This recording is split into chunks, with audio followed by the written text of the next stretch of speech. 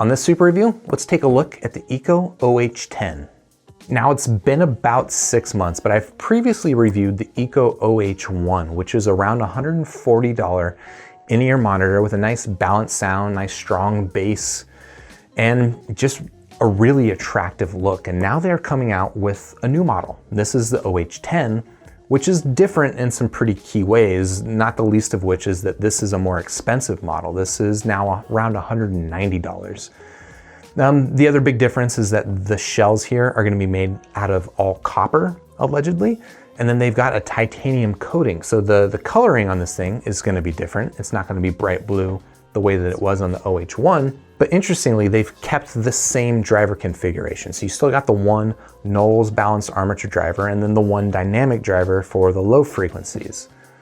I'm kind of interested to see if this thing actually sounds much different. I mean, it's $50 more expensive, so I hope it sounds different. Let's go ahead and open up the box and find out.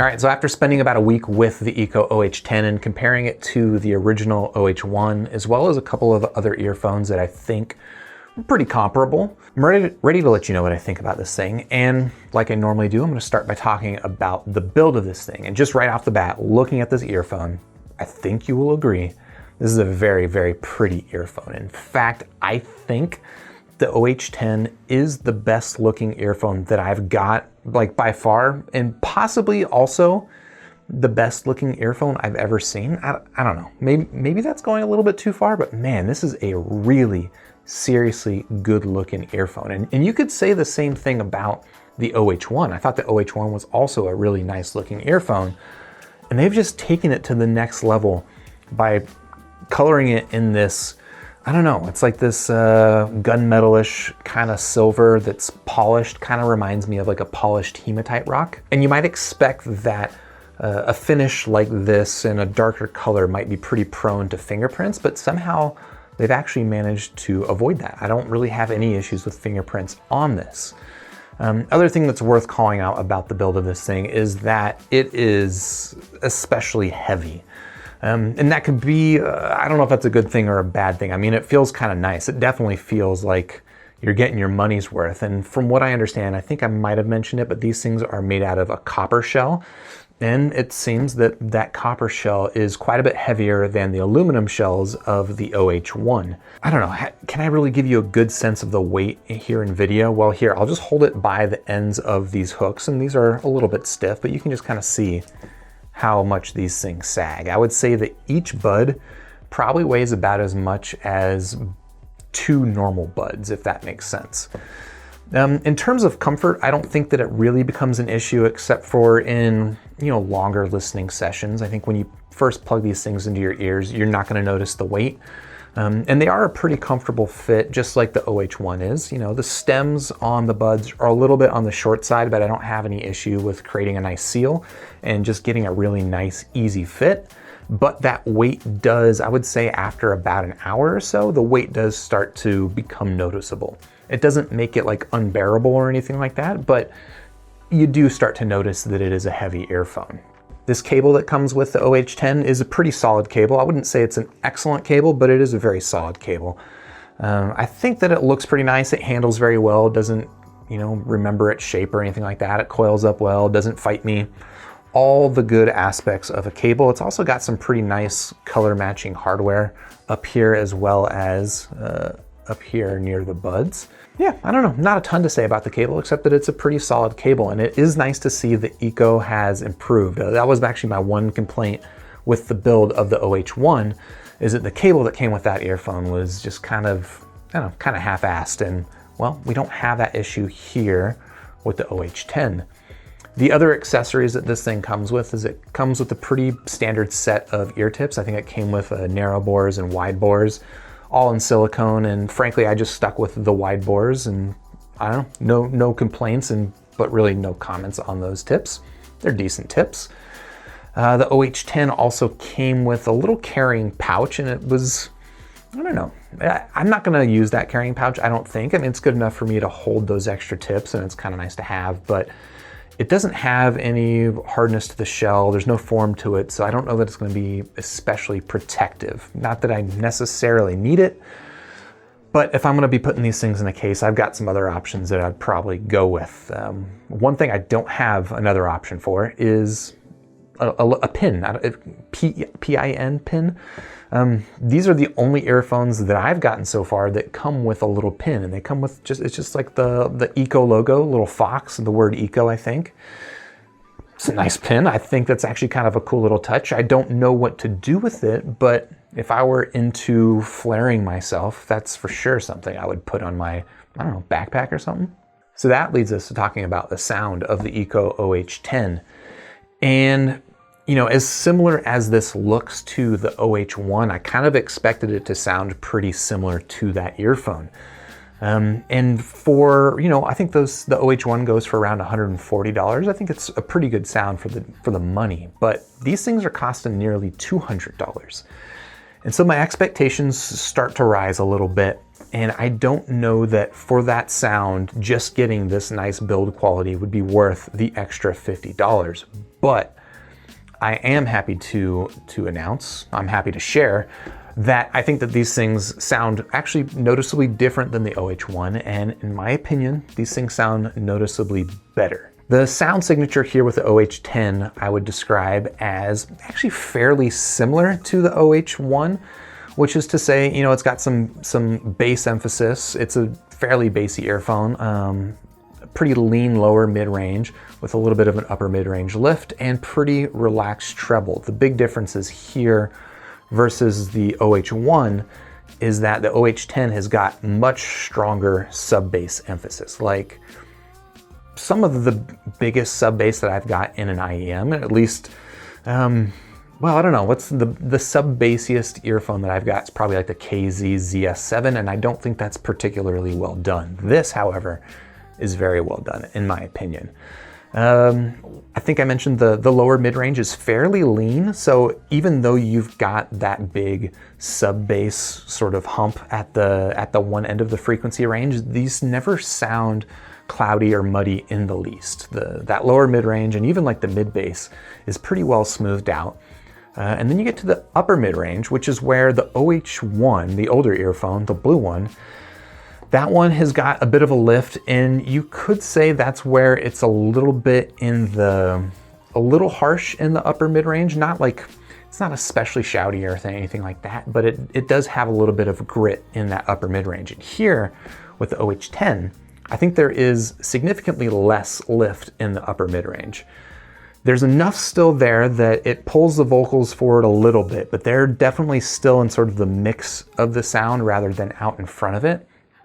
Kind of reminds me of, you know, like the Moondrop Crescent, which is almost a dark sounding earphone, which I think you could say about this one as well.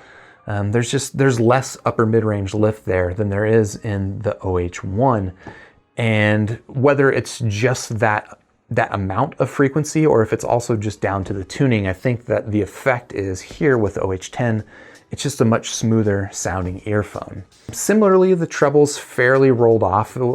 It's just a very relaxed treble. If you're sensitive to treble in the least, you're not going to have any issue with the OH10. At least I don't think so. There's no harshness in the treble. There's no issues with sibilance at all.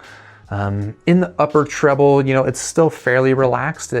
There might be a little bit, I don't know. I wouldn't say there's any lift, but the upper treble doesn't sound like it's re-emphasized at all or anything like that, but there's enough there that it gives these things still a pretty decent sense of detail and space.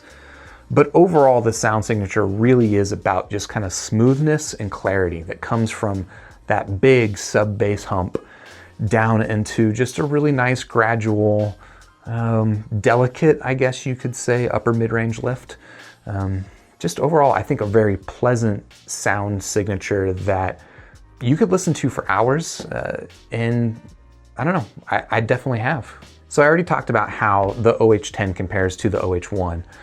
Comparing it to some other earphones, let's see, we've got the Meizu Live, which is an earphone I reviewed recently. I declared that my favorite bassy IM, and versus this, so this is, I would also describe as a bassy IM, and I think that the bass difference between them is actually pretty stark. Not necessarily in the amount, but just kind of in the presentation. So the Meizu is a BA headphone, balanced armature headphone. So the bass tends to be a little bit more mid-bassy and a little bit more poofy rather than kind of punchy, if that makes sense.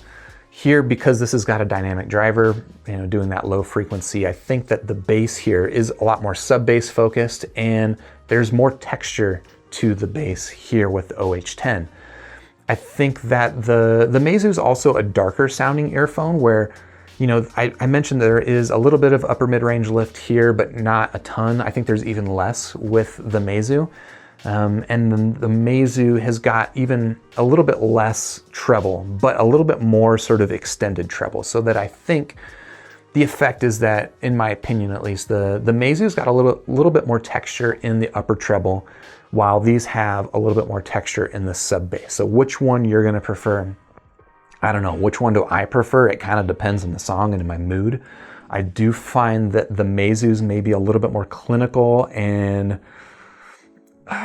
maybe a little bit more interesting to listen to from like a picking out details perspective, but I think the tonality here is a little bit stronger, and it's just like a little bit more of an enveloping sound, if that makes any sense. And this one might seem like kind of an odd choice, but I did also compare the OH10 to the Sony MH755, which is a pretty well-known earphone for having a nice bassy kind of mainstream sound signature. But what it's also known for is being a really cheap earphone. So the Sony MH755, I picked up on eBay for $6. So does it seem weird to compare a $6 earphone to a $200 earphone? Maybe not when you see the MH755, just in terms of build quality, cable length, a bunch of different things. Obviously they're not in the same league, but in terms of sound quality, I think they're actually fairly comparable. And that is not a dig at all at the Ikko. I think that the MH755 is just a really nice sounding earphone. I think in comparison, the sub bass is actually pretty similar between the two. The MH755 might have a little bit more mid bass to it, which can be a good thing or a bad thing, I guess, depending on your taste, but it's pretty close. Just generally tonally, I think they're pretty similar. The bigger differences will come in the upper mid-range and the treble, where I think there's a little bit more emphasis on the Sony. The MH755 has got a little bit stronger upper mid-range and a little bit more treble emphasis. And frankly, it's a little bit, it's a little bit gritty. A small complaint, I think, but when you're listening to it head-to-head with the OH10, I think this just comes across as a smoother sound signature. Maybe a little bit less engaging or a little bit less detail-oriented here with the OH10. Not that like it feels blunted or missing details, it just doesn't have that treble emphasis that you get in the MH755. The result of that is just that I think that the Sony can be slightly fatiguing. I mean, I wouldn't really describe that as a necessarily fatiguing earphone, but compared here to the Ikko, I think the OH10 is just a lot more relaxing, much more comfortable, and again, just that really nice enveloping, comfortable sound. So out of 5 stars, I gotta give the Ikko OH10 a solid 5. I think that build-wise, look, this is a very unique earphone. It looks really, really quite nice. And for under $200, I don't think that's a crazy amount to spend on something that looks and feels this nice. Now, it is heavy, and that can limit long-term listening sessions, but for me, for my average listening session, it's not an issue. Man, I'm really happy about the way that this thing looks. And I'm also happy about the way this thing sounds. You know, it's not my preferred sound signature. It's not as neutral and analytical as I typically like, but for what this thing does, really nice, smooth sub bass that for some songs is just, I don't know, again, it's just like this enveloping, comfortable sound that it's never muddy at all. You know, even though it's pretty big on bass, it's never muddy. It's still pretty strong on clarity, but a very relaxing, just very smooth listen. And I think that, you know, for an extra $50 on top of the OH1, I think this is a very, very nice successor. If you're interested in checking out the Ikko OH10, of course, I got links in the description down below. And while you're down there, you can hit the like button for the video if you liked it. You can subscribe to the channel, and then I'll see you on the next super review.